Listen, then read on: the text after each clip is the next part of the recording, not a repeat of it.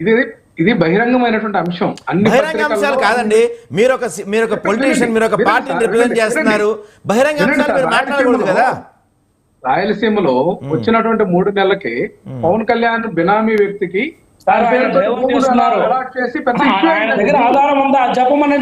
నిజంగానే ఇప్పుడు రామారావు గారు మీరు ఒక ఛానల్లో మాట్లాడుతున్నారు, ఒక పార్టీని రిప్రజెంట్ చేస్తున్నప్పుడు మీరు వాళ్ళు వీళ్ళు అనుకునే మాట ఎలా చెప్తారు? సుబ్బారెడ్డి గారు భూములు ఆక్యుపై చేసినట్టు మీ దగ్గర ధోరణి. ఇప్పుడు పవన్ కళ్యాణ్ బినామీకి భూములు కేటాయింపులు జరిగినాయా లేదని అడుగుతుంటే సరిపోదాయా మీ పార్టీ?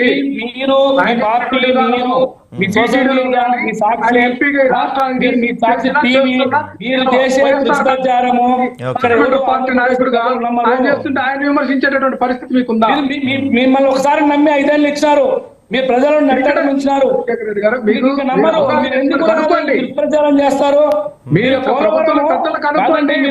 సంవత్సరాల్లో మీరు పోలవరం పూర్తి చేసింది 11%. పూర్తి చేసింది 6%. మీరు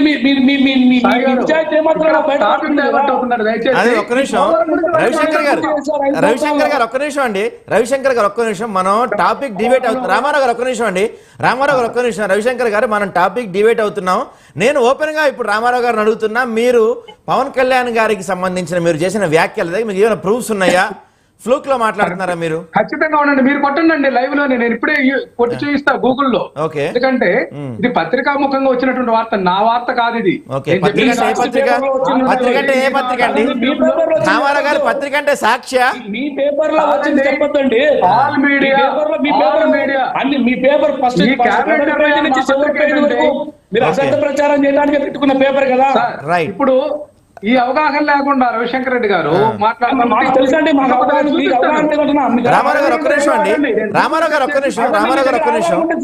నిరూపిస్తానండి అది. ఓకే,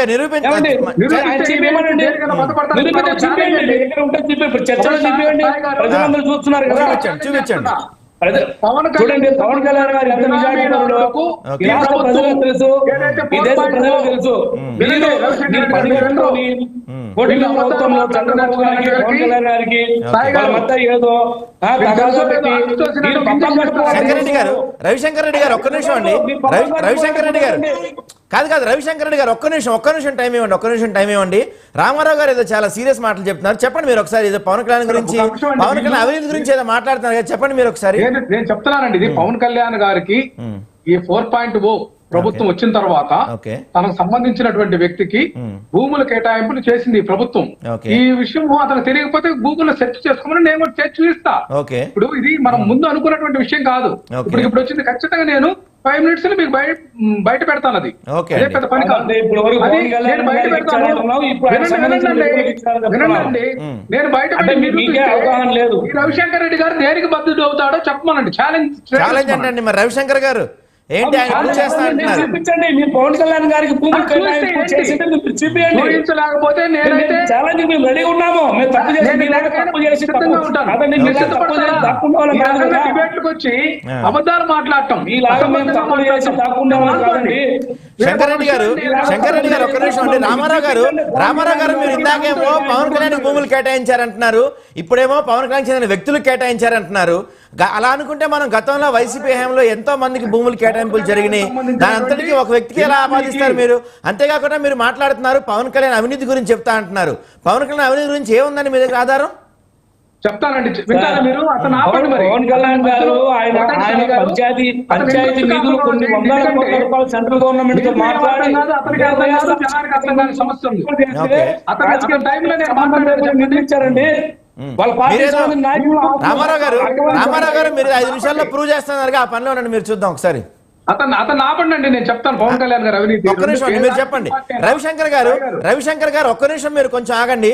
పవన్ కళ్యాణ్ గారు అవినీతి గురించి చెప్తా అంటున్నారు రామారావు గారు, విందాం మనం కూడా. ఇప్పుడు రాజకీయాల్లో కొత్త ట్రెండ్ తీసుకొచ్చారండి. ఇప్పుడు మనం చూసాం, ఏ రాజకీయ పార్టీ అయినా ఎన్నికల్లో పోటీ చేసి ప్రజాప్రతినిధులుగా చట్టసభల్లోకి వెళ్ళి